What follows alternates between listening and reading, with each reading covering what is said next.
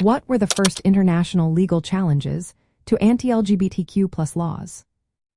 Imagine a world where laws criminalize who you love or how you express yourself. Now, picture brave individuals and groups fighting back on a global stage. The first big steps in challenging anti-LGBTQ+ laws internationally started after World War II. Back then, human rights movements grew stronger, pushing for fairness for everyone. In 1951, the International Congress for Sexual Equality sent a telegram to the United Nations. They asked for equal rights for LGBTQ+ people everywhere. This was one of the earliest efforts to get the world to recognize that everyone deserves respect and fairness. They based their appeal on human rights principles and new scientific ideas about sexuality.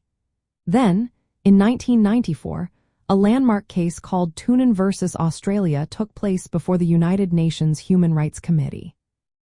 This was the first time that discrimination against people because of their sexual orientation was officially recognized as a violation of international human rights law. The committee decided that laws criminalizing consensual same-sex activity broke the right to privacy protected by the International Covenant on Civil and Political Rights. This decision was a big deal because it set a precedent.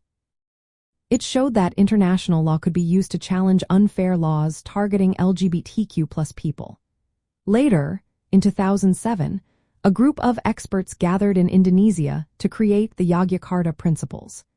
These principles explained how existing human rights laws apply to issues like sexual orientation and gender identity. They became a key guide for activists and lawmakers around the world. Before these legal challenges, many countries had laws inherited from colonial times, especially from British rule. These laws often criminalized same-sex relations under terms like sodomy or unnatural acts.